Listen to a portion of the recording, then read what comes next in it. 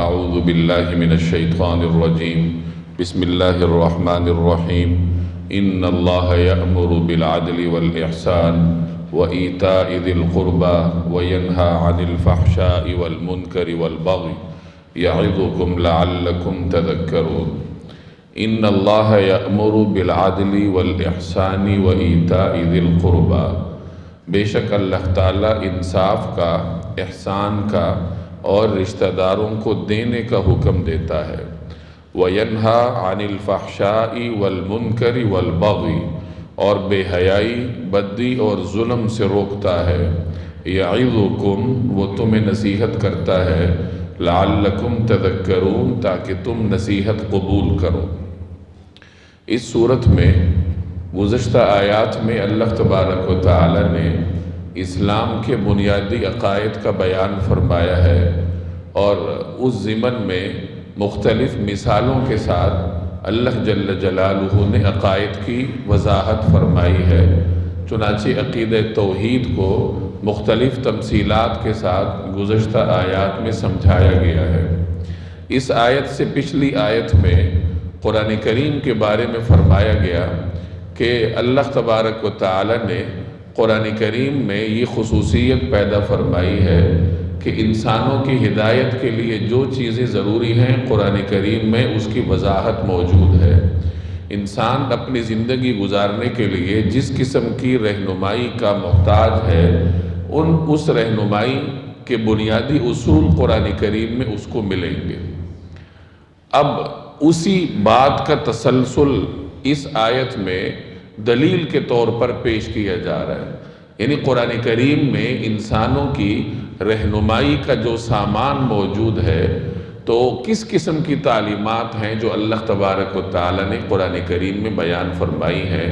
تو اس ایک آیت میں قرآن کریم کی تمام تر تعلیمات کا خلاصہ اللہ تبارک و تعالی نے بیان کیا ہے۔ اس آیت میں 6 چیزوں کا بیان ہے، 3 چیزوں کے کرنے کا حکم ہے اور 3 چیزوں سے رکنے کا حکم ہے، اور یہی 6 احکام یہ پورے دین اسلام کا خلاصہ ہے۔ اس لیے اس آیت کو قرآن کریم کی جامع ترین آیت کہا گیا ہے، اور یہاں تک فرمایا گیا کہ اگر قرآن کریم میں صرف یہ ایک ہی آیت نازل ہوتی تو انسانوں کی رہنمائی کے لیے یہی آیت بھی کافی تھی۔ اس آیت کی جامعیت کا مسلمانوں کے اوپر ایسا اثر ہے کہ حضرت عمر بن عبدالعزیز رحمہ اللہ کے زمانے سے اس آیت کو جمعے کے خطبے کا باقاعدہ حصہ بنایا گیا ہے۔ چنانچہ آپ جمعے کے خطبے میں سنتے ہیں کہ خطیب آپ کے سامنے دوسرے خطبے میں اس آیت کی تلاوت کرتا ہے۔ اس آیت کو اللہ نے ایسا مؤثر بنایا ہے انسانی قلوب کے لیے کہ کئی معروف صحابہ کرام اس آیت کو سن کر مسلمان ہوئے تھے۔ حضرت عثمان بن مظعون رضی اللہ تعالی عنہ جلیل القدر صحابی ہیں، خود فرماتے ہیں کہ میں اسلام کی طرف قلبی میلان رکھتا تھا لیکن کچھ تردد تھا، تو ایک مرتبہ میں نبی کریم صلی اللہ علیہ وسلم کی خدمت میں حاضر تھا کہ آپ صلی اللہ علیہ وسلم پر ایک خاص کیفیت نازل ہوئی، خاص کیفیت طاری ہوئی۔ حضور علیہ السلام نے 1-2 مرتبہ اوپر دیکھا، اور جب وہ کیفیت آپ پر سے ختم ہوئی تو آپ نے فرمایا کہ میرے اوپر یہ آیت نازل ہوئی ہے، اور پھر یہ آیت آپ نے پڑھ کر سنائی، ان اللہ یأمر بالعدل والاحسان وایتاء ذی القربى وینہی عن الفحشاء والمنکر والبغی یعظکم لعلکم تذکرون۔ حضرت عثمان بن مظعون فرماتے ہیں کہ جب یہ آیت میں نے سنی تو اسلام کے بارے میں جو بھی تردد میرے ذہن میں تھا وہ فوراً ختم ہو گیا، اور اللہ تبارک و تعالی نے انہیں سچا مسلمان بننے کی توفیق عطا فرمائی۔ اسی طرح اقسم بن صیفی یہ عرب کے معروف سرداروں میں سے تھے، ان کو حکیم العرب کہا جاتا تھا، عرب کے بڑے دانا اور دانشور قسم کے لوگوں میں ان کا شمار ہوتا تھا۔ انہوں نے نبی کریم صلی اللہ علیہ وسلم کی نبوت کے بارے میں جب بار بار سنا تو ارادہ کیا کہ رسول اللہ صلی اللہ علیہ وسلم کی تعلیمات کو جاننا چاہیے۔ چنانچہ اپنے قبیلے کے 2 لوگوں کو بھیجا کہ ذرا جاؤ مکہ مکرمہ اور جو شخصیت نبوت کی دعوے دار ہیں ان کے پاس جاؤ اور معلوم کرو کہ ان کی تعلیمات کیا ہیں، واپس آ کے ہمیں بتاؤ۔ ان کے قبیلے کے 2 لوگ آئے، نبی کریم صلی اللہ علیہ وسلم کی خدمت میں حاضر ہوئے اور سوال کیا کہ من انت وما انت، کہ آپ کون ہیں اور آپ کیا ہیں۔ یعنی ایک تو آپ کے نسب کے بارے میں سوال کیا اور دوسرا آپ کے منصب کے بارے میں سوال کیا کہ آپ کون ہیں اور آپ کیا ہیں۔ تو رسول اللہ صلی اللہ علیہ وسلم نے پہلے سوال کے جواب میں ارشاد فرمایا کہ میں محمد ابن عبداللہ ہوں صلی اللہ علیہ وسلم، اور دوسرے سوال کے جواب میں ارشاد فرمایا کہ میں اللہ کا بندہ اور اس کا رسول ہوں۔ اور پھر آپ علیہ السلام نے ان کو یہ آیت پڑھ کر سنائی، ان اللہ یأمر بالعدل والاحسان وایتاء ذی القربى وینہی عن الفحشاء والمنکر والبغی یعظکم لعلکم تذکرون۔ گویا کہ اپنی رسالت کا ان کے سامنے اظہار فرمایا اور پھر اپنی تعلیمات کے خلاصے کے طور پر حضور علیہ السلام نے یہ آیت ان کے سامنے تلاوت فرمائی۔ یہ دونوں بڑے متاثر ہوئے، واپس اپنے سردار اقسم بن صیفی کے پاس جاتے ہیں اور جا کر ان سے کہا کہ ہم نے ان سے 2 سوال کیے، کہ ایک آپ کے نسب کے بارے میں اور دوسرا آپ کے منصب یا فرائض کے بارے میں۔ تو انہوں نے ہمارے پہلے سوال پر تو کوئی خاص توجہ نہیں کی اور بس اتنا ہی کہا کہ میں محمد بن عبداللہ ہوں۔ ہم نے پھر دائیں بائیں سے معلوم کیا تو پتہ چلا کہ آپ مکہ مکرمہ میں ایک عالی نسب رکھنے والی شخصیت ہیں اور ایک معزز خاندان سے تعلق ہے۔ البتہ دوسرا سوال کچھ وضاحت کے ساتھ انہوں نے ہمیں بتایا، اس سوال کا جواب ہمیں دیا اور یہ آیت انہوں نے ہمیں سنائی۔ چنانچہ انہوں نے اپنے سردار اقسم بن صیفی کے سامنے یہ آیت پڑھی۔ اب وہ بڑا دانشور سردار تھا، عرب تھا، عربی زبان کے اونچ نیچ سے واقف تھا۔ اس نے جیسی ہی یہ آیت سنی تو فوراً اس آیت کی تعلیم اور رسول اللہ صلی اللہ علیہ وسلم کی تعلیمات کی سچائی اس کے دل میں گھر کر گئی۔ اس نے اپنی قوم کے لوگوں کو جمع کیا اور کہا کہ دیکھو یہ ایسی سچی تعلیمات ہیں کہ اس کی طرف جانے میں دیر نہیں کرنی چاہیے، ہمیں پہلے ان لوگوں میں ہونا چاہیے جو کہ ان کے اوپر ایمان لائیں۔ تو اس طریقے سے یہ آیت اللہ تبارک و تعالی نے ان کے لیے ہدایت کا سبب بنائی۔ تو اس آیت میں ایسی جامعیت ہے کہ پورے دین کا خلاصہ اللہ تبارک و تعالی نے اس میں بیان فرمایا ہے، اور اگر کوئی سمجھنے والا ہو تو اس کے لیے قرآن کریم کی یہ ایک آیت ہی کافی ہے۔ اس میں 3 باتوں کے کرنے کا حکم ہے، عدل، احسان اور ایتاء ذی القربى۔ عدل، یہ 2 چیزوں کو برابر حصوں میں تقسیم کرنے کو کہا جاتا ہے، اور زندگی کے بہت سارے معاملات اس کے دائرہ کار میں آتے ہیں۔ اگر آپ کے پاس کسی کا فیصلہ آئے کہ آپ کو کوئی فیصل بنائے کہ آپ فیصلہ کریں، تو آپ ان دونوں فریقوں کو برابر توجہ دیں، برابری کی بنیاد پر ان کے درمیان فیصلہ کریں۔ یہ بھی عدل کے زمرے میں آتا ہے، اور آج کل عدل جب بولا جاتا ہے تو اس کا یہی مفہوم مراد ہوتا ہے کہ لوگوں کے درمیان فیصلے انصاف کے ساتھ کیے جائے۔ تو یہ عدل کا ایک مفہوم ہے، یعنی اس کے مفہوم کا ایک حصہ ہے۔ اسی طریقے سے انسان کا اندر اور اس کا باہر یہ برابر ہونے چاہیے کہ آپ کے جو اندر ہے وہی آپ کی زبان پر ہو۔ ایسا نہ ہو کہ اندر تو کچھ اور ہے اور زبان پر کچھ اور ہے۔ تو انسان کے خیالات اور اس کے اقوال میں، اس کے قول اور اس کے فعل میں، اس کے اندر اور اس کے باہر یکسانیت ہونی چاہیے۔ یہ بھی عدل کے زمرے میں آتا ہے۔ انسان پر اللہ کے حقوق ہیں، بندوں کے بھی حقوق ہیں، انسان پر خود اپنے نفس کے بھی حقوق ہیں۔ اب ان تمام حقوق کو اپنے اپنے مرتبے کے لحاظ سے لے کر چلنا، یہ بھی عدل کے زمرے میں آتا ہے۔ انسانوں کے ساتھ رویہ رکھا جاتا ہے تو یہ انصاف کے ساتھ رکھا جائے، یہ بھی عدل کے زمرے میں آتا ہے۔ گویا یہ ایک ایسا حکم ہے جس کا تعلق زندگی کے ہر پہلو سے ہے۔ جو آدمی عدل پر عمل پیرا ہو جائے تو گویا اس نے دین کے ایک بڑے حصے پر عمل کر لیا۔ اسلام عدل کا دعوے دار ہے کہ عورتوں اور مردوں کے درمیان عدل کیا جائے گا، انسانوں کے درمیان عدل کیا جائے گا، بھائیوں کے درمیان عدل کیا جائے گا۔ دیگر جن کے ساتھ آپ کا واسطہ ہے ان کے ساتھ عدل کیا جائے گا۔ عدل کا مطلب جو مرتبہ اللہ نے ان کو دیا ہے اس مرتبے کو تسلیم کر کے ان کے ساتھ احترام والا رویہ رکھا جائے گا، یہ عدل ہے۔ عورت کے اللہ نے حقوق بھی رکھے ہیں، فرائض بھی رکھے ہیں، مرد کے بھی اللہ نے حقوق رکھے ہیں، فرائض بھی رکھے ہیں، تو ان حقوق اور فرائض کو ساتھ لے کر چلنا یہ کیا ہے؟ یہ عدل ہے۔ والاحسان، احسان اچھائی کو کہا جاتا ہے۔ یہ اچھائی مقدار میں بھی ہوتی ہے اور یہ معیار میں بھی ہوتی ہے، یعنی یہ کمیت میں بھی ہوتی ہے اور یہ تعداد میں بھی ہوتی ہے، کیفیت میں بھی ہوتی ہے۔ تعداد میں اچھائی کا مطلب یا مقدار میں اچھائی کا مطلب، جیسے آپ عبادات کریں تو نوافل کثرت کے ساتھ پڑھیں، یا کسی کو آپ نے حق لوٹانا ہو تو بڑھا کر لوٹائیں، یہ مقدار میں احسان ہے۔ اور معیار میں احسان کرنے کا مطلب کیا ہے کہ جو بھی کام کرنا ہو اچھے طریقے سے محنت کے ساتھ کریں۔ جیسے حدیث جبریل میں احسان کا مفہوم بتاتے ہوئے نبی کریم صلی اللہ علیہ وسلم نے ارشاد فرمایا کہ الاحسان، احسان کیا ہے؟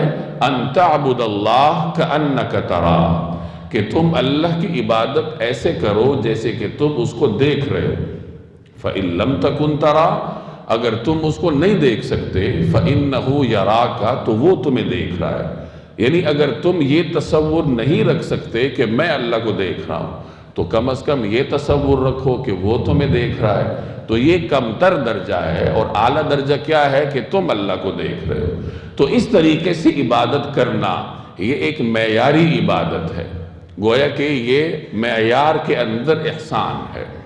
ہمارے ہاں جس کو تصوف کہا جاتا ہے تو حدیث کے اصطلاح میں اس کو احسان سے تعبیر کیا جاتا ہے۔ آج کل تو یہ باقاعدہ ایک علم ہے، پورا ایک فن ہے، لیکن جناب رسول اللہ صلی اللہ علیہ وسلم نے پورے تصوف کا خلاصہ اس جملے میں بیان فرمایا ہے۔ شیخ الحدیث مولانا زکریا رحمہ اللہ، یہ معروف عالم گزرے ہیں جو فضائل اعمال کے مصنف ہیں ہندوستان میں، ان کے پاس ایک شخص آئے، وہ بھی بڑے عالم تھے، اور انہوں نے آ کر سوال کیا کہ حضرت تصوف کیا ہے؟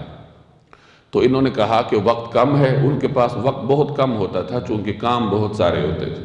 تو میں آپ کو ایک جملے میں سمجھاتا ہوں کہ احسان یہ ہے کہ فَإِن لَمْ تَكُنْ تَرَاهُ سے شروع ہو جاؤ اور كَأَنَّكَ تَرَاهُ سے اپنے آپ کو پہنچاؤ۔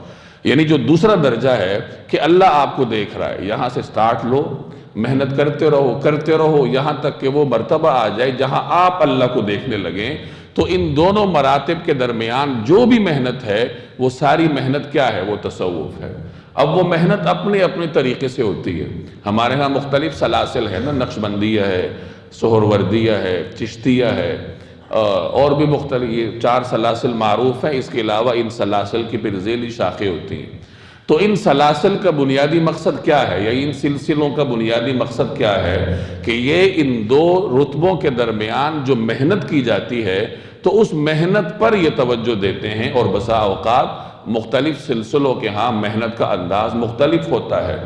نقشبندی حضرات کے ہاں ذکر پر توجہ دی جاتی ہے، قلبی ذکر پر توجہ دی جاتی ہے۔ قلبی ذکر کے ذریعے وہ ایک سالک کو محنت کرواتے ہیں اور اس نچلے درجے سے اس کو اوپر والے درجے تک پہنچانے کی کوشش کرتے ہیں۔ اور دیگر حضرات کے ہاں پھر زبانی ذکر ہوتا ہے، جیسے چشتی سلسلہ ہے تو اس میں زبانی ذکر ہوتا ہے، بسا اوقات اونچی آواز سے بھی ذکر کرتے ہیں۔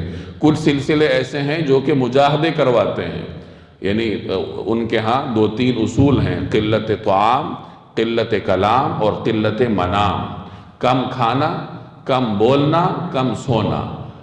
کھانا، بولنا اور سونا، یہ تینوں یہ ایسی صلاحیتیں ہیں یا ایسی خصوصیات ہیں جو انسانوں میں ہیں، فرشتوں میں نہیں ہے۔ یہ قوت بہیمیہ ہے، اور ان تینوں کے زیادہ استعمال کی وجہ سے انسان کی جو بہیمیت ہے وہ بڑھتی ہے، اس کے اوپر حیوانیت سوار ہوتی ہے، اور ان تینوں کے کم استعمال سے انسان کے اندر جو نورانیت ہے وہ سامنے آتی ہے، اور بہیمیت جو ہے وہ دبتی جاتی ہے۔ زبان جتنی استعمال کرو گے گناہ بڑھیں گے، انسان جتنا زیادہ سوتا رہے گا غفلت کا شکار ہوگا، جتنا زیادہ کھائے گا تو اس کے اوپر بہیمیت جو ہے وہ سوار ہوتی جائے گی۔ تو وہ ان تینوں کی کمی کے ذریعے سالک سے محنت کرواتے ہیں۔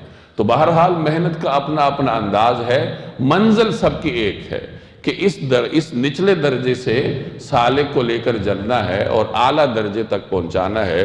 اب وہ جو محنت ہے اس کا انداز مختلف ہے، جیسے تعلیمی اداروں میں مختلف اداروں کے سلیبس الگ الگ ہوتے ہیں، تو صوفیاء حضرات کے ہاں بھی سالک کو وہاں تک پہنچانے کا جو سلیبس ہے یا طریقہ کار ہے وہ الگ ہو سکتا ہے۔ تو بہرحال احسان مقدار میں بھی ہوتا ہے، معیار میں بھی ہوتا ہے۔ آپ کسی کو حق دیں تو ذرا زیادہ کر کے دے دیں۔ جیسے مسنون طریقہ یہی ہے کہ اگر آپ نے کسی سے قرض لیا ہے اور قرض لوٹانا ہو تو تھوڑا سا اضافہ کر کے لوٹایا جائے، یہ قرض کی حسن ادائیگی کا طریقہ ہے۔ لیکن اگر وہ شرط لگائے کہ بھائی مجھے اضافہ چاہیے تو وہ پھر سود ہوگا۔ اگر شرط نہ ہو بلکہ مقروض اپنی مرضی سے تھوڑا اضافہ کر کے لوٹائے تو یہ حسن ادا ہے، اور یہی جناب رسول اللہ صلی اللہ علیہ وسلم کا طریقہ کار ہے۔ تو یہ بھی احسان کے زمرے میں آتا ہے کہ آپ دوسرے کو حق دے رہے ہیں تو اس کے حق میں تھوڑا سا اضافہ کر کے دے رہے ہیں، یا دوسرے کو حق دے رہے ہیں تو اچھا کر کے دے رہے ہیں۔ جیسے مختلف حصے ہیں، 4 حصے 4 لوگوں کے حصے میں آتے ہیں، تو آپ قربانی دے کر جو بہتر حصہ ہے وہ دوسرے کو دے دیں تو یہ مقدار معیار کے اندر احسان ہو جائے گا۔ تو عبادات میں بھی احسان کا نفاذ ہوتا ہے، اور معاملات میں بھی جگہ جگہ آپ کو احسان کی ضرورت ہوتی ہے۔ تو یہ دوسرا حکم اللہ نے دیا ہے احسان کا، اور یہ بھی آپ کی پوری زندگی پر محیط ہے، عبادات پر بھی اور معاملات پر بھی۔ تیسرا حکم ہے وَإِيتَاءِ ذِي الْقُرْبَى، رشتہ داروں کو دو، رشتہ داروں کو ان کے حقوق دو، ان کے حقوق کا خیال کرو، جسے صلہ رحمی کہا جاتا ہے۔ رشتہ داروں کے ساتھ حسن سلوک کرنے کے احکامات آپ کو جگہ جگہ ملیں گے۔ قرآن کریم میں جگہ جگہ ہے کہ وَآتِ ذِي الْقُرْبَى حَقَّهُ، جو ذوی القربہ کو ان کے حقوق دو۔ نبی کریم صلی اللہ علیہ وسلم کے مختلف فرامین میں رشتہ داروں کے ساتھ حسن سلوک کا حکم ہے۔ حضرت خدیجہ رضی اللہ تعالی عنہ جب اس دنیا سے رخصت ہوئی تو نبی کریم صلی اللہ علیہ وسلم ان کے حقوق کی ادائیگی اس طرح فرماتے تھے کہ جو ان کی تعلق والی خواتین تھیں، رسول اللہ صلی اللہ علیہ وسلم ان کے ساتھ صلہ رحمی فرماتے تھے کہ ان کو مختلف طریقوں سے تحائف بھجواتے تھے یا ان کے دلجوئی فرماتے تھے۔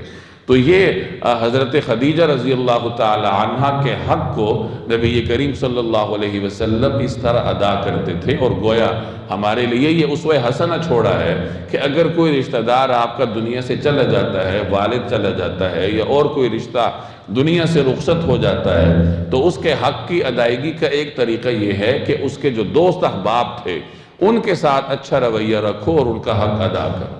حضرت عبداللہ بن عمر رضی اللہ تعالی عنہ، آپ ان سے واقف ہیں، جلید القدر صحابی ہیں۔ ایک مرتبہ وہ سفر کر رہے تھے، صحرا میں کہیں جا رہے تھے، ان کے شاگرد یا ان کے جو متعلقین تھے وہ بھی ساتھ تھے۔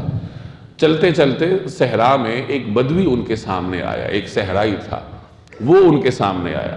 حضرت ابن عمر رضی اللہ تعالی عنہما نے جب اس صحرائی کو دیکھا تو فوراً اپنی سواری سے نیچے اترے، جو ان کی چادر تھی وہ اس کو پیش کی اور فرمایا کہ یہ آپ لے لیجئے اور اس کے ذریعے اپنے سر پر سایہ کریں، صحرا میں گرمی ہوگی، دھوپ ہوگی۔ اپنی سواری بھی اس کو پیش کی اور اس کا بہت زیادہ اکرام کیا۔ تو جو ساتھ والے تھے وہ بڑے حیران تھے، اور کسی نے بعد میں سوال بھی کیا کہ یہ بدوی لوگ تو تھوڑے سے تحفے سے خوش ہو جاتے ہیں، آپ نے ان کو بہت سارا دیا، اس کی کیا وجہ ہے؟ تو حضرت عبداللہ ابن عمر نے فرمایا کہ یہ شخص میرے والد عمر کے تعلق والوں میں سے تھا، تو میں نے اپنے والد کے تعلق کی وجہ سے اس کے ساتھ اس حسن سلوک کا معاملہ کیا ہے۔ یعنی اپنے والد کے دنیا سے چلے جانے کے بعد ان کے جو تعلق والے ہیں ان کے ساتھ میں اچھا رویہ رکھنا ہوں۔ ایک مرتبہ ایک بڑے صحابی تشریف لائے تو حضرت عبداللہ ابن عمر باقاعدہ ان کی ملاقات کے لیے چل کر تشریف لے گئے، اور وہاں ملاقات کرنے کے بعد ان سے فرمایا کہ میں کسی اور حاجت سے آپ کے پاس نہیں آیا، بس صرف اس لیے آیا ہوں کہ آپ میرے والد عمر کے تعلق والوں میں سے تھے، تو میں اپنے والد کے حق کی ادائیگی کے لیے آپ کی ملاقات کے لیے آیا ہوں۔ تو اس سے ہمیں یہ سبق ملتا ہے کہ اگر آپ کا والد یا آپ کے کوئی اور رشتہ دار دنیا سے چلے جاتے ہیں تو ان کے حقوق کی ادائیگی کی جو اور طریقے ہیں کہ ان کے لیے دعا کی جائے، ان کے لیے ایصال ثواب کیا جائے، وہاں ان کے حق کی ادائیگی کا ایک طریقہ یہ بھی ہے کہ ان کے جو دوست احباب تھے تو ان کے ساتھ اچھا رویہ رکھا جائے اور اس طرح اپنے مرحوم رشتہ دار کے حق کی ادائیگی کی فکر کی جائے۔ صلہ رحمی کی وجہ سے اللہ تعالیٰ انسان کی عمر میں برکت ڈالتا ہے۔ ایک روایت کا مفہوم ہے، جو شخص یہ چاہتا ہے کہ اس کی عمر میں برکت ہو، اس کے رزق میں برکت ہو، تو اسے چاہیے کہ وہ صلہ رحمی کرے۔ گویا صلہ رحمی کرنا، تعلقات کو نبھانا، یہ ایسی صفت ہے کہ اس کی وجہ سے اللہ تعالیٰ آپ کے رزق میں بھی برکت ڈالتا ہے اور آپ کی زندگی میں بھی برکت ڈالتا ہے۔ ظاہر ہے کہ تعلقات اچھے ہوں گے تو بہت ساری پریشانیوں سے آدمی بچ جاتا ہے۔ جب بہت ساری پریشانیوں سے آپ بچیں گے تو پھر بیماریوں سے آدمی بچتا ہے، اور اس طریقے سے انسان کی جو زندگی ہے وہ بڑھ جاتی ہے بیماریوں سے محفوظ رہنے کی وجہ سے۔ تو یہاں تین احکامات ہیں، ایک عدل کا، دوسرا احسان کا، اور تیسرا صلہ رحمی کا، اور تین ہی چیزوں سے اللہ نے روکا ہے، فحشاء سے، منکر سے اور بغی سے۔ فحشاء کہتے ہیں بے حیائی کو، کھلم کھلا بے حیائی، اور یعنی زنا، بد نظری، یہ تمام چیزیں فحشاء کے زمرے میں آتی ہیں، جس کو ہماری اصطلاح میں فحاشی کہا جاتا ہے۔ دوسرے نمبر پر منکر ہے۔ منکر کے مفہوم میں عموم ہے، ہر قسم کی برائی جس کو شریعت نے منع کیا ہو یا جس کو عقل اور فطرت برا سمجھتی ہو، وہ تمام برے کام، وہ تمام برے اقوال اور افعال منکر کے زمرے میں آتے ہیں۔ تیسرے نمبر پر بغی ہے۔ بغی کہتے ہیں ظلم کو، کہ آپ کسی کے اوپر ظلم کریں، کسی کے اوپر جبر کریں۔ تو منکر میں عموم ہے، فحشاء اور بغی یہ بھی منکر کے زمرے میں آتے ہیں۔ آپ یوں بھی کہہ سکتے ہیں کہ منکر میں سے وہ چیزیں جو کہ بے حیائی یا عریانی کے زمرے میں جاتی ہیں ان کو فحشاء کہا جاتا ہے، اور وہ منکرات جس میں کسی کا حق لوٹا جاتا ہے، کسی پر ظلم کیا جاتا ہے، کسی کو جانی یا مالی نقصان پہنچایا جاتا ہے، تو اس کو بغی کہا جاتا ہے۔ تو کسی بھی قسم کی حق تلفی سے بچنا یہ شریعت کا حکم ہے۔ تو یہ 6 چیزیں ہو گئی، 3 چیزوں پر عمل کرنا ہے اور 3 چیزوں سے رکنا ہے، اور یہ 6 چیزیں انسان اپنے اندر پیدا کر لے، ان پر عمل پیرا ہو جائے تو وہ گویا کہ مکمل مسلمان بن گیا۔ یعظکم، وہ تمہیں نصیحت کرتا ہے، لعلکم تذکرون، تاکہ تم نصیحت قبول کرو۔ وَأَوْفُوا بِعَهْدِ اللَّهِ إِذَا عَاهَدتُّمْ، اور جب تم نے کوئی معاہدہ کیا ہو تو اللہ سے کیے ہوئے عہد کو پورا کرو۔ وَلَا تَنْقُضُوا الْأَيْمَانَ بَعْدَ تَوْكِيدِهَا، اور قسموں کو پختہ کرنے کے بعد انہیں نہ توڑو۔ وَقَدْ جَعَلْتُمُ اللَّهَ عَلَيْكُمْ كَفِيلًا، جبکہ تم اپنے اوپر اللہ کو گواہ بنا چکے ہو۔ إِنَّ اللَّهَ يَعْلَمُ مَا تَفْعَلُونَ، تم جو کچھ کرتے ہو یقیناً اللہ اسے جانتا ہے۔ ان آیات میں اللہ نے مسلمانوں کو کچھ احکامات دیے ہیں، مسلمانوں کی تربیت کے جو ضروری عناصر ہیں وہ اللہ تبارک و تعالی نے یہاں بیان فرمائے ہیں۔ پیچھے عمومی حکم تھا کہ اسلام کا یہ خلاصہ ہے کہ یہ 6 چیزوں پر آپ نے عمل کرنا ہے۔ اب اگلی آیات میں کچھ جزوی احکامات اللہ تبارک و تعالی ارشاد فرما رہے ہیں۔ اس آیت میں وعدے کو پورا کرنے کا حکم ہے۔ انسان اپنے اوپر جو چیز لازم کرتا ہے وہ عہد کہلاتا ہے، عہد کے زمرے میں آتا ہے۔ کچھ چیزیں ایسی ہیں جو کہ اللہ تبارک و تعالی کے حق کے طور پر ہمارے اوپر لازم ہیں، وہ انسان کا اللہ کے ساتھ وعدہ ہوتا ہے۔ جیسے عہد الست میں ہر انسان یہ اقرار کر کے آیا ہے کہ اللہ تعالیٰ میرا رب ہے۔ اس اقرار کا مطلب کیا ہے کہ میں دنیا میں جا کر اللہ کی بندگی کروں گا۔ تو ایک وعدہ وہ ہے جو کہ انسان اللہ سے کر کے آیا ہے، دوسرا وعدہ وہ ہے جو کہ روزمرہ کے کاموں میں لوگ ایک دوسرے کے ساتھ کرتے ہیں۔ تو دونوں قسم کے وعدوں کی پاسداری کا حکم اللہ نے اس آیت میں دیا ہے کہ نہ تو اللہ کے وعدے کو توڑنا ہے اور نہ بندوں کے ساتھ کیے گئے وعدے کو توڑنا ہے۔ وَأَوْفُوا بِعَهْدِ اللَّهِ، اور اللہ کے عہد کو پورا کرو۔ اِذَا عَاهَدْتُمْ، جب تم کوئی عہد کرو یا جب تم کوئی معاہدہ کرو۔ وَلَا تَنْقُضُوا الْأَيْمَانَ، اور قسموں کو مت توڑو۔ ایمان یہ یمین کی جمع ہے، یمین قسم کو کہا جاتا ہے۔ ایمان سے مراد قسمیں، قسموں کو مت توڑو بعد توکیدہا، انہیں پختہ کرنے کے بعد۔ یعنی بسا اوقات انسان پختہ کر کے کوئی قسم کھاتا ہے، اللہ کا نام لیتا ہے یا کسی اور طریقے سے پختہ وعدہ کرتا ہے، تو وعدے کو نہیں توڑنا چاہیے کسی بھی صورت میں، خاص طور پر اس کو پختہ کرنے کے بعد تو بالکل نہیں توڑنا چاہیے۔ وَقَدْ جَعَلْتُمُ اللَّهَ عَلَيْكُمْ كَفِيلًا، جبکہ تم اپنے اوپر اللہ کو گواہ بنا چکے ہو۔ إِنَّ اللَّهَ يَعْلَمُ مَا تَفْعَلُونَ، تم جو کچھ کرتے ہو یقیناً اللہ اسے جانتا ہے۔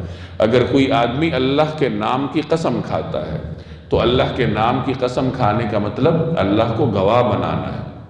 قسم کا فلسفہ یہی ہے نا، اگر آپ کے پاس کوئی دلیل نہیں ہے، کوئی گواہ نہیں ہے، انسانوں میں سے کسی کے ساتھ کوئی معاملہ ہے، آپ کی بات وہ مان نہیں رہا، آپ کے پاس کوئی گواہ بھی نہیں ہے کہ اس کو پیش کر لیں آپ، تو آپ اللہ کو بطور گواہ کے پیش کرتے ہیں کہ اللہ تو گواہ ہے نا، اللہ کے نام کی قسم کھاتے ہیں، اللہ کی کسی صفت کی قسم کھا کر دوسرے کو یقین دلاتے ہیں، تو گویا آپ اللہ کو گواہ بنا رہے ہیں۔ اس لیے خوب سوچ سمجھ کر قسم کھانی چاہیے کہ کہیں انسان جھوٹا نہ ہو۔ تو یہاں قسم کی حفاظت کی تلقین فرمائی گئی ہے، جو کہ حقوق العباد میں بھی شامل ہے، اور اللہ کے ساتھ جو وعدہ ہے وہ حقوق اللہ کے زمرے میں آتا ہے، تو دونوں قسم کے حقوق کو پورا کرنا ہے۔ وَلَا تَكُونُوا كَالَّتِي نَقَضَتْ غَزْلَهَا مِن بَعْدِ قُوَّةٍ أَنْكَاثًا، اور جس عورت نے اپنے سود کو مضبوطی سے کاٹنے کے بعد اسے ادھیڑ کر تار تار کر دیا تھا، تم اس جیسے نہ بن جانا۔ مکہ مکرمہ میں ایک خاتون تھی جو کہ دن بھر سود کاٹتی رہتی تھی، یعنی کپڑا بنانے کے لیے بنتی رہتی تھی یا کوئی چرخہ چلاتی ہوگی، جس طرح بھی تھا وہ سود کاٹا کرتی تھی، سارا دن سود کاٹتی رہتی تھی، اور جب شام ہوتی تھی تو اپنا ہی کاٹا ہوا سود وہ بالکل تار تار کر دیتی تھی، ادھیڑ دیتی تھی، یعنی اپنے کیے ہوئے کام پر پانی پھیر دیا کرتی تھی۔ تو اس آیت میں اس کی طرف اشارہ کر کے اہل ایمان سے کہا گیا کہ تم اس کی طرح مت بنو جو کہ اپنی ہی محنت کو اپنے ہی ہاتھوں سے اختیاری اور شعوری طور پر ضائع کرتی۔ وہ اہل مکہ میں ایک قسم کی ضرب المثل بن گئی تھی کہ جب کوئی آدمی اپنی محنت کو اپنے ہاتھوں ضائع کرتا تھا، اس کو پہ یہی کہا جاتا تھا کہ تم تو اس عورت کی طرح ہو جس نے اپنا ہی کاٹا ہوا سوت اپنے ہاتھوں ضائع کر دی۔ تو اہل ایمان کو یہاں اللہ فرما رہا ہے کہ تم ایسا نہ کرو، اپنی محنت کو ضائع نہ کرو۔ جب کوئی آدمی قسم کھاتا ہے، کوئی معاملہ کرتا ہے اور بعد میں اپنی ہی کھائی ہوئی قسم کو توڑ دیتا ہے، تو گویا اس نے اپنے ہی ہاتھوں اپنے فائدے کو ختم کر کے اپنے لیے بربادی کا سامان کر لیا۔ اس لیے فرمایا وَلَا تَكُونُوا، اور مت بنو، كَالَّتِي نَقَضَتْ غَزْلَهَا مِن بَعْدِ قُوَّةٍ أَنْكَاثًا، اس عورت کی طرح جس نے اپنے سود کو مضبوطی سے کاٹنے کے بعد اسے ادھیڑ کر تار تار کر دیا۔ غزل سے مراد سود ہے اور نقض سے مراد توڑنا ہے یا اس کو ادھیڑ کر تار تار کرنا ہے۔ تَتَّخِذُونَ أَيْمَانَكُمْ دَخَلًا بَيْنَكُمْ، کہ تم بھی اپنی قسموں کو آپس کے فساد کا ذریعہ بنانے لگو۔ أَن تَكُونَ أُمَّةٌ هِيَ أَرْبَى مِنْ أُمَّةٍ، صرف اس لیے کہ کچھ لوگ دوسروں سے زیادہ فائدے حاصل کر لیں۔ إِنَّمَا يَبْلُوكُمُ اللَّهُ بِهِ، اللہ اس کے ذریعے تمہاری آزمائش کر رہا ہے۔ وَلَيُبَيِّنَنَّ لَكُمْ يَوْمَ الْقِيَامَةِ مَا كُنْتُمْ فِيهِ تَخْتَلِفُونَ، اور قیامت کے دن وہ تمہیں وہ باتیں ضرور کھول کر بتا دے گا جن میں تم اختلاف کیا کرتے تھے۔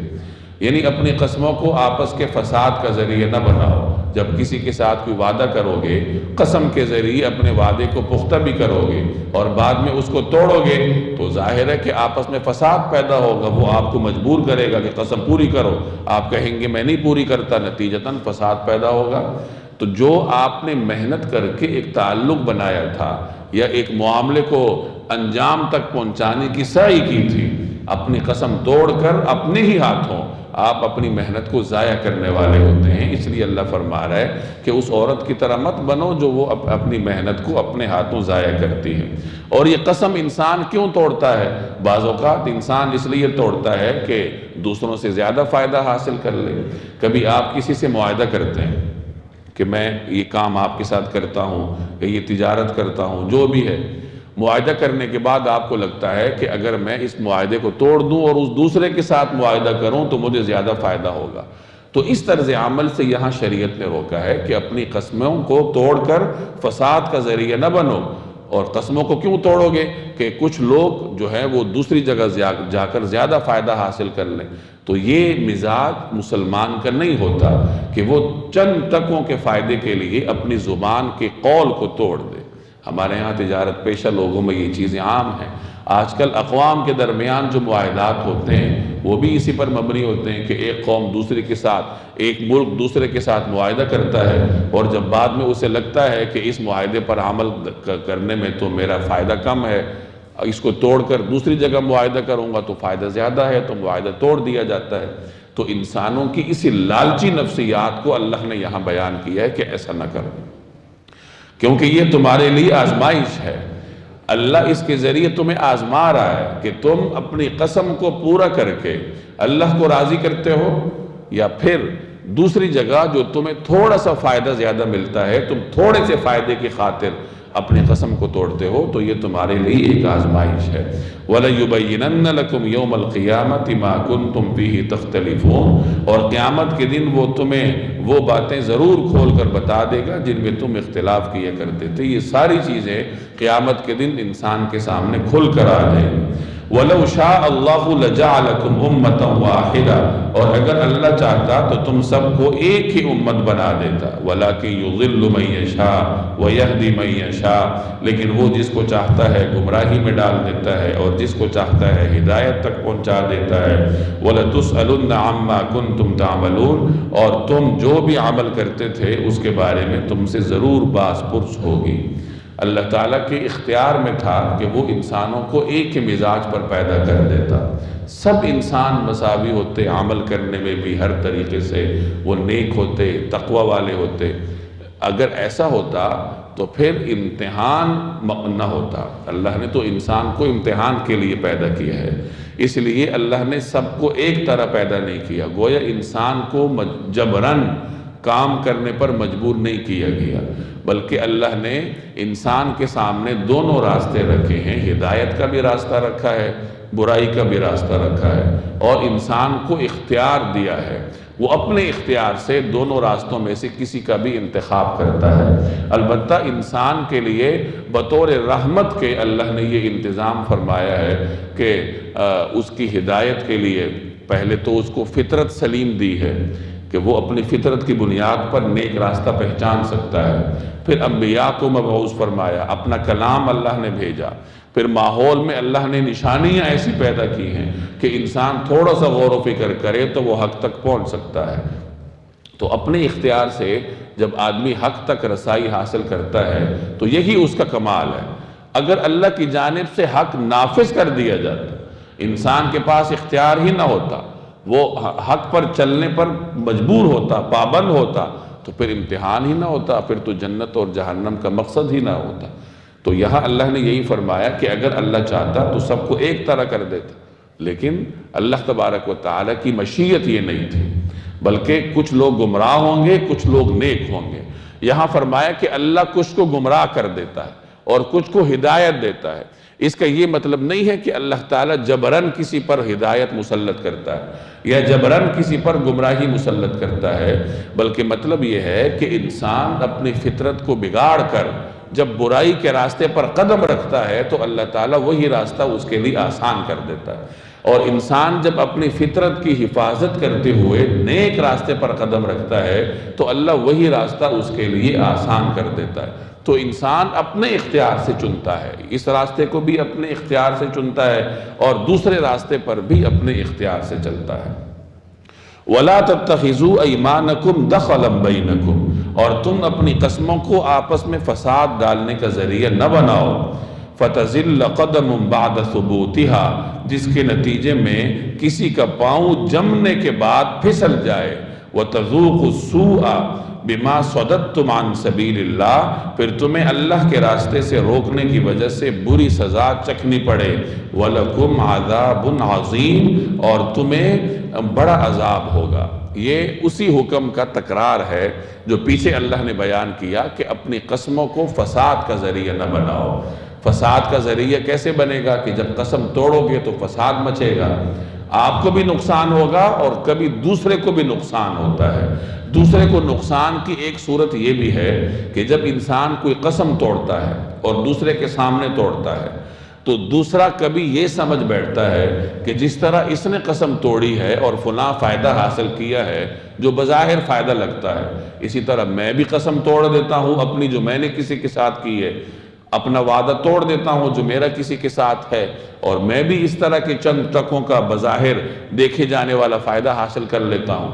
تو ایک آدمی نے قسم توڑی اور اس کا قسم توڑنا دوسرے کی قسم کو توڑنے کا سبب بنا، ایک آدمی نے وعدہ توڑا اور اس کا وعدہ توڑنا دوسرے آدمی کے لیے وعدے کو ہلکا سمجھنے کا سبب بنا، تو یہ آدمی قسم توڑنے کے ذریعے، وعدہ توڑنے کے ذریعے دوسرے کے لیے فساد کا ذریعہ بنا ہے کہ جس کے قدم جمے ہوئے تھے وعدے پر، قسم پر، تو آپ کو دیکھ کر اس نے اپنے قدم جو ہے وہ ڈگمگا دیے اور وہ وعدہ خلافی کی دلدل میں پھنس گیا۔ تو اس وجہ سے جس نے پہلے قسم توڑی ہے اس کو دوہرا عذاب ہونا ہے، ایک تو اپنی قسم توڑنے کا اور دوسرے نمبر پر دوسرے آدمی کے لیے قسم کو توڑنے کا سبب بننے کا، یا دوسرے آدمی کی نگاہ میں وعدے کو ہلکا لینے کا سبب بننے کا گناہ بھی اس کو ملنا ہے۔ تو اس آیت میں یہی فرمایا کہ تم اپنی قسموں کو آپس میں فساد ڈالنے کا ذریعہ نہ بناؤ۔ فساد کیسے ہوگا؟ فَتَزِلَّ قَدَمٌ بَعْدَ ثُبُوتِهَا، کہ تمہاری قسم توڑنے کے نتیجے میں کسی اور کا قدم پھسل جائے، بعد ثبوتہا، جمنے کے بعد۔ دوسرا آدمی اپنے وعدے پر ڈٹا ہوا تھا، قسم پر ڈٹا ہوا تھا، تو ایک وعدہ خلاف کو دیکھ کر وہ بھی اپنا وعدہ توڑ بیٹھتا ہے، تو یہ وعدہ خلاف اور دوسرے کے لیے وعدے کی خلاف ورزی کرنے کا سبب بنا ہے۔ تو اس کا نتیجہ کیا ہوگا؟ وَتَذُوقُ السُّوءَ، کہ تمہیں اس برائی کو چکھنا پڑے گا، بِمَا صَدَدْتُمْ عَنْ سَبِيلِ اللَّهِ، کہ جو تم نے اللہ کے راستے سے دوسرے کو روکا ہے، دوسرے کی گمراہی کا سبب بنے ہو، اور اس کا نتیجہ کیا ہوگا کہ تمہارے لیے عظیم عذاب ہوگا۔ وَلَا تَشْتَرُوا بِعَهْدِ اللَّهِ ثَمَنًا قَلِيلًا، اور اللہ کے عہد کو تھوڑی سی قیمت میں نہ بیچ ڈالو۔ إِنَّمَا عِنْدَ اللَّهِ هُوَ خَيْرٌ لَكُمْ إِن كُنتُمْ تَعْلَمُونَ، اگر تم حقیقت سمجھو تو جو اللہ کے پاس ہے وہ تمہارے لیے کہیں زیادہ بہتر ہے۔ مَا عِنْدَكُمْ يَنْفَدُ، جو تمہارے پاس ہے وہ سب ختم ہو جائے گا۔ وَمَا عِنْدَ اللَّهِ بَاقٍ، اور جو کچھ اللہ کے پاس ہے وہ باقی رہنے والا ہے۔ وَلَنَجْزِيَنَّ الَّذِينَ صَبَرُوا أَجْرَهُمْ بِأَحْسَنِ مَا كَانُوا يَعْمَلُونَ، اور جن لوگوں نے صبر سے کام لیا ہوگا ہم انہیں ان کے بہترین کاموں کے مطابق ان کا اجر ضرور عطا کریں گے۔ انسان اپنی قسم توڑتا ہے تو کبھی لالچ کی وجہ سے توڑتا ہے، جیسے پیچھے بھی اس کا ذکر بار بار ہوا ہے کہ آدمی یہ سوچتا ہے کہ میں اس کے ساتھ وعدہ کر چکا ہوں، لیکن اگر میں اس وعدے پر عمل کروں گا تو مجھے منافع کم ہوگا، اس کو توڑ کے دوسری جگہ وعدہ کروں گا تو منافع زیادہ ہوگا، تو اپنے وعدے کو وہ تھوڑے سے فائدے کے لیے توڑ دیتا ہے۔ اللہ کے نام پر کھائی ہوئی قسم کو تھوڑے سے فائدے کے لیے بیچ دیتا ہے، توڑ دیتا ہے۔ تو یہاں اس طرز عمل سے انسان کو روکا گیا ہے کہ ایسا نہ کرو، اور اس کو یقین دلایا گیا ہے کہ اگر تم اپنی قسم کو پورا کر کے تھوڑے سے منافع پر اکتفا کر لو گے جو کہ اس معاہدے کو پورا کرنے کے نتیجے میں تمہیں ملے گا، تو یہ تھوڑا ہی اللہ تمہارے لیے زیادہ بنا دے گا، اور اس کے بدلے میں تمہیں اجر بھی ملے گا، کیونکہ یاد رکھو کہ جو کچھ تمہارے پاس ہے وہ فنا ہونے والا ہے، چاہے جتنا بھی زیادہ کیوں نہ ہو، اور جو اللہ کے پاس ہے وہ باقی رہنے والا ہے۔ اللہ کے پاس جو اجر ہے، اللہ کے پاس جو نعمتیں ہیں، اللہ کے پاس جو جنتیں ہیں، اللہ کے پاس جو انسان کی راحت کا ساز و سامان ہے، وہ ہمیشہ ہمیشہ کے لیے رہنے والا ہے۔ اور تم جو دنیاوی فائدہ حاصل کرو گے، چاہے وہ ہزاروں میں ہو، کروڑوں میں ہو، اربوں میں ہو، ایک دن آئے گا کہ وہ ختم ہو جائے گا۔ تو تم ایک فانی چیز کے لیے ابدی چیز کو قربان کر رہے ہو، ذرا سوچو تو صحیح کہ حاصل کیا کر رہے ہو اور اس کی قیمت کیا ادا کر رہے ہو۔ حاصل ایسی چیز کر رہے ہو جو ختم ہونے والی ہے، اور بدلے میں ایسی چیز دے رہے ہو جو کہ ہمیشہ باقی رکھنے والی۔ یہ ایسا ہی ہے جیسے ایک آدمی برف خرید لے اور اس کے بدلے میں اپنی ساری جائیداد دے دے۔ اب جائیداد تو اس کو کافی عرصے تک کام آئے گی اور برف گھنٹے 2 گھنٹے میں پگھل جائے گی، تو جس طرح یہ احمق انسان ہے، یہ معاملہ کرنے والا، اس سے بہت بڑا احمق وہ ہے جو کہ دنیاوی فائدے کے لیے اخروی فائدے کو نقصان کر دیتا ہے، اس کو قربان کر دیتا ہے۔ اس لیے فرمایا ما عندکم ینفد، جو کچھ تمہارے پاس ہے وہ سب ختم ہو جائے گا، وما عند اللہ باق، اور جو کچھ اللہ کے پاس ہے وہ باقی رہنے والا ہے۔ بعض آیات ایسی ہوتی ہیں کہ اگر انسان ان کو ذہن نشین کر لے تو وہ اس کی زندگی کا زاویہ بدل کے رکھ دیتی۔ اب اس آیت کو اگر ہم یاد کر لیں اور جہاں بھی دنیاوی فائدے کے لیے دین کو قربان کرنا پڑے تو اس آیت کو اپنے ذہن میں ہم تازہ کریں کہ یہ تھوڑے سے وقت کا فائدہ ہے، لیکن اس کا بدلہ کا ہمیں کیا دینا پڑے گا، قیمت کیا دینی پڑے گی کہ اللہ کے پاس جو اجر ہے، جو باقی رہنے والا ہے، وہ ہمارے ہاتھ سے نکل جائے گا۔ تو یہ آیت انسان کو بڑے بڑے گناہوں کا ارتکاب کرنے سے بچا لیتی۔ آگے فرمایا کہ جن لوگوں نے صبر سے کام لیا ہوگا ہم انہیں بہترین بدلہ دیں گے۔ اپنے آپ کو اللہ کی رضا کے لیے کسی گناہ سے روکنا، یہ بھی صبر ہے۔ آپ کو لگ رہا ہے کہ میں یہ وعدہ توڑوں گا تو وہاں مجھے فائدہ ملے گا، لیکن اللہ کی ناراضگی کے ڈر سے آپ اس فائدے کو قربان کر کے اس وعدے کو پورا کرو تو یہ بھی صبر ہے۔ اور جو آدمی اس طرح صبر کرتا ہے تو اللہ فرما رہا ہے کہ ہم اس کو بیش بہا اجر قیامت والے دن دیں گے۔ من عامل صالحا من ذکر او انثى وهو مؤمن، جس شخص نے بھی مومن ہونے کی حالت میں نیک عمل کیا ہوگا، چاہے وہ مرد ہو یا عورت ہو، فَلَنُحْيِيَنَّهُ حَيَاةً طَيِّبَةً، ہم اسے پاکیزہ زندگی بسر کرائیں گے، وَلَنَجْزِيَنَّهُمْ أَجْرَهُمْ بِأَحْسَنِ مَا كَانُوا يَعْمَلُونَ، اور ایسے لوگوں کو ان کے بہترین اعمال کے مطابق ان کا اجر ضرور عطا کریں گے۔ کوئی مرد ہے یا عورت ہے، اگر وہ عمل اچھا کرے گا تو اس کا اجر اللہ کی جانب سے برابری کی بنیاد پر ملتا ہے۔ یعنی اس میں یہ نہیں ہوتا کہ چونکہ یہ مرد ہے اس لیے اس کو زیادہ اجر ملے گا اور یہ عورت ہے اس کو کم اجر ملے گا۔ اگر عورت نیک عمل کرتی ہے تو اللہ اس کو زیادہ اجر دیتا ہے، مرد نیک عمل کرتا ہے تو اللہ اس کو زیادہ اجر دیتا ہے۔ میدان دونوں کے لیے کھلا ہے، دونوں کے لیے اللہ نے وسائل مہیا کر رکھے ہیں، اور پھر ان وسائل کا استعمال اپنی اپنی استعداد اور محنت کے مطابق مرد اور عورت کرتے ہیں، چاہے وہ وسائل دنیاوی فائدے کے ہوں یا اخروی فائدے کے ہوں۔ تو یہاں فرمایا کہ جو بھی مرد ہو یا عورت ہو، اگر وہ نیک عمل کرے گا تو ہم اسے بدلہ کیا دیں گے؟ ہم اسے پاکیزہ زندگی دیں گے، حیات طیبہ دیں گے۔ حیات طیبہ سے مراد کہ اس کو اللہ تعالیٰ پرسکون زندگی عطا کرے گا۔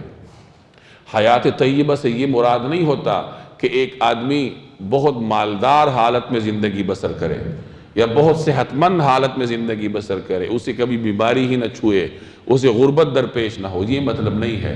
حیات طیبہ کا مطلب سکون والی زندگی، کہ اگر دولت ہے تو آپ کو سکون دے۔ بسا اوقات بہت دولت مند ہوتا ہے لیکن وہ دولت اس کے لیے سکون کا سبب نہیں ہوتی۔ آپ اپنی روزمرہ کی زندگی میں مشاہدہ کرتے رہتے ہیں کہ کتنے بڑے بڑے دولت مند ہوتے ہیں لیکن اندر سے مضطرب ہوتے ہیں۔ تو حیات طیبہ کا مطلب پرسکون زندگی۔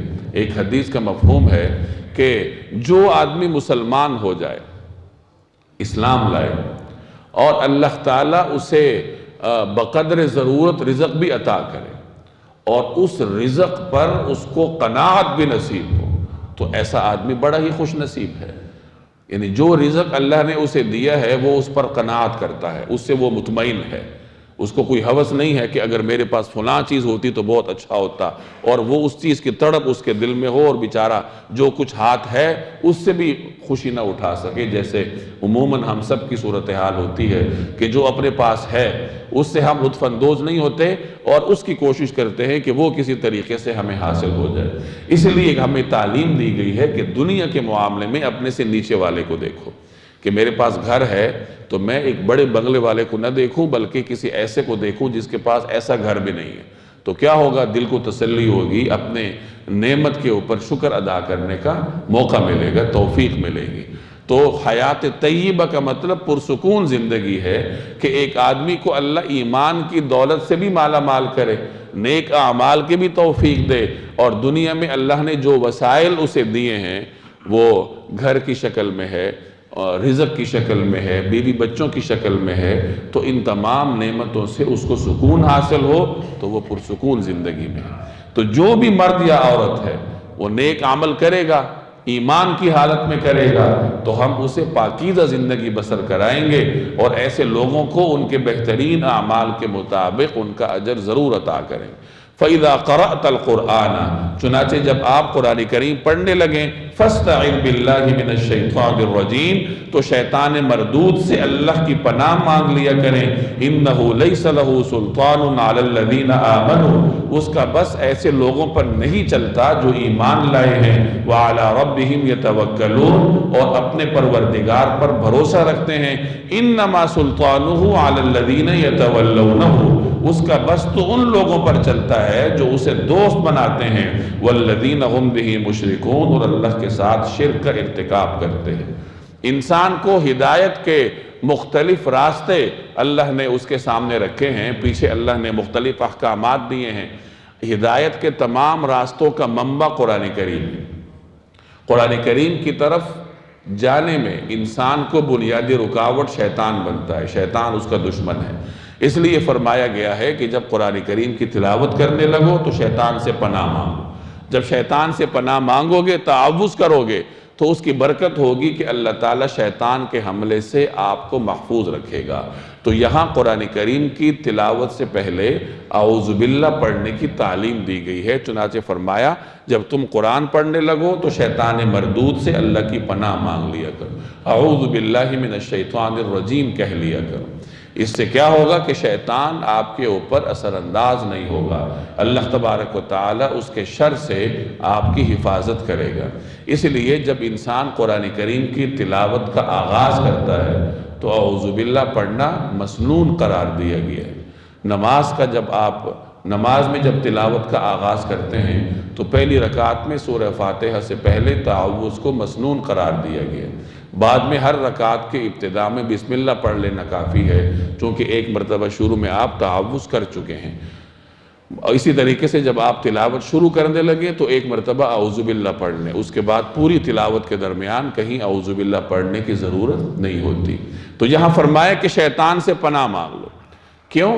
اس لیے کہ شیطان سے وہ شخص پناہ مانگے گا جس کا اللہ کے ساتھ تعلق ہو، اور جس کا اللہ کے ساتھ تعلق ہوتا ہے تو شیطان اس پہ اثر انداز نہیں ہوتا۔ کیوں؟ کیونکہ اگر شیطان اس کو بہلانے میں کامیاب بھی ہو جائے تو اس کا اللہ کے ساتھ تعلق ہے، وہ فوری طور پر نادم ہوگا، توبہ کرے گا، شیطان کو اپنے سے دور کر دے گا، اعوذ باللہ پڑھے گا، دوبارہ اللہ کی طرف آ جائے گا۔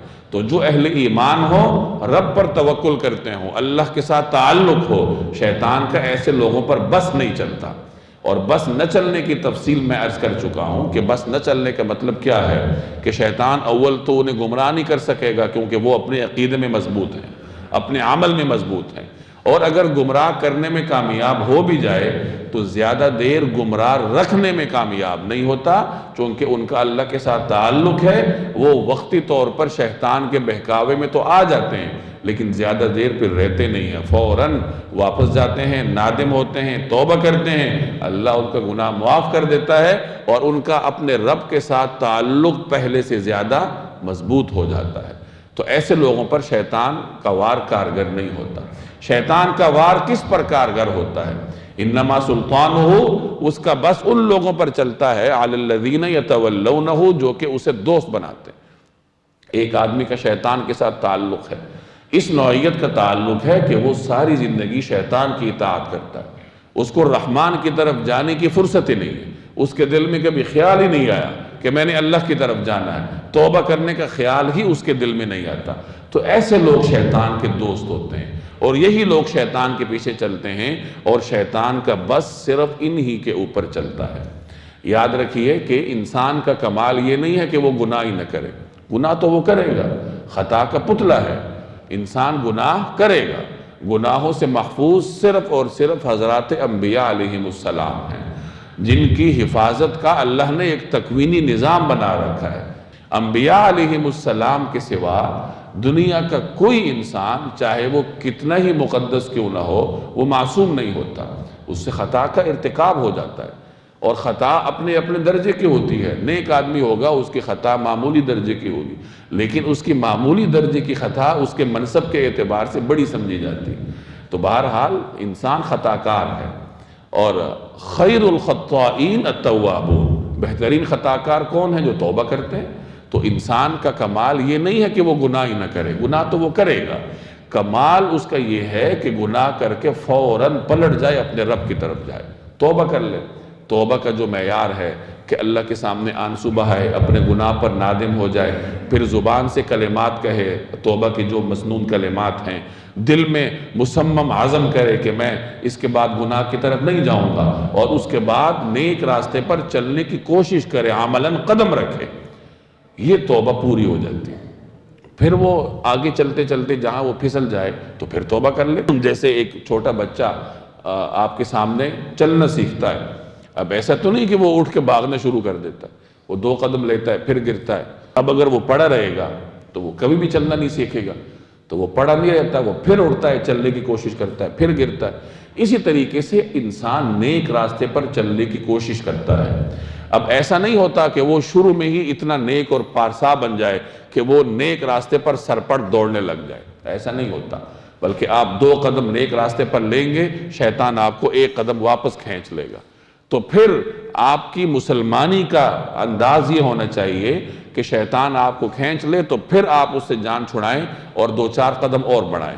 وہ پھر پیچھے کھینچے گا تو آپ انسان چلا آتا ہے اس کے ساتھ، پھر اس سے جان چھڑائیں، 1-2-4 قدم اور آگے بڑھائیں.